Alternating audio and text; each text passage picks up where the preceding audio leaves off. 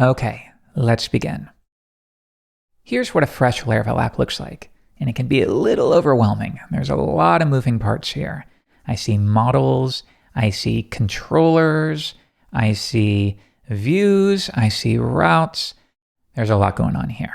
But again, do not be overwhelmed. We'll take this one step at a time, and I promise you're going to figure it out in no time. Why don't we start with something really easy? If I boot up a server, and we learned how to do this already, PHP artisan serve, I can command click on this URL, and here's the splash page you get with any new Laravel app. Let's figure out how, where, and when this file gets loaded. Your first stop is going to be this routes directory. Let's have a look. You're going to see a few different ones, but for now, focus on web. Think of this as your web or browser-specific routes. One thing I really love about Laravel is how intuitive and easy it is to understand. Even with no understanding of the framework, you can still probably figure out what's going on here. Have a look. Make a route, and when the user gets /, well, that's always the home page, then we're running a function, and that function returns a view, and it looks like the view's name is called welcome. Okay, when you get the home page, load the welcome view.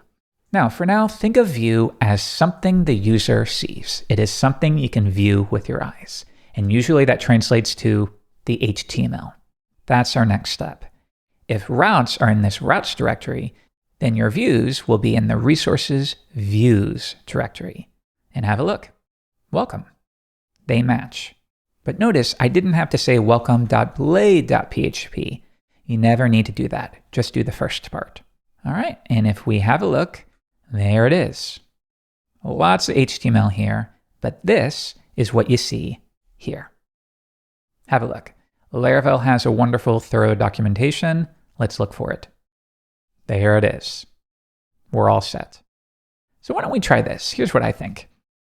This section for Laracast needs to be even more in your face.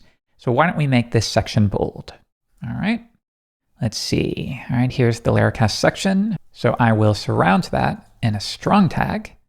Come on back, refresh, and there we go. This is what I like to see. In fact, somebody should make an update to Laravel to make this always the case. Anyways, joking aside, you've now figured out a big piece of the puzzle. You've learned how a URL is translated into a piece of HTML. Once again, let's go through that process. This is really important. In your route/web file is where you declare every route that your application should respond to. So for example, if this did not exist, if I refresh the page, of course we get a 404 not found. Sorry, you don't have any route registered for the home page. So what are we supposed to do here?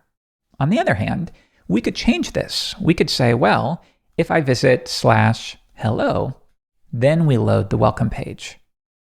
Now, if I give this a refresh, of course we still get a 404, but we now have an endpoint for hello. And there it is. Anyhow, I'll bring this back. When the user visits this URI, we can handle it by calling a function. At least that's one way we can handle it. Now you can return anything you want here. You could say hello world. And if we come back, let's return to the home page, give it a refresh, and now we see hello world. Okay, so this is very interesting. I can return a string here, and Laravel is still smart enough to translate it into the proper response. In fact, I can even return something like JSON. Foo is bar. And in the future, when you start learning about building APIs, this will be incredibly useful. Notice now, we are receiving JSON in response. And here's the raw data. How cool is that? But of course, in our case, we want to load some HTML. So we call this view function and we give it the name of the view that we want to load. And we're starting to figure this out. Let's keep going in the next episode.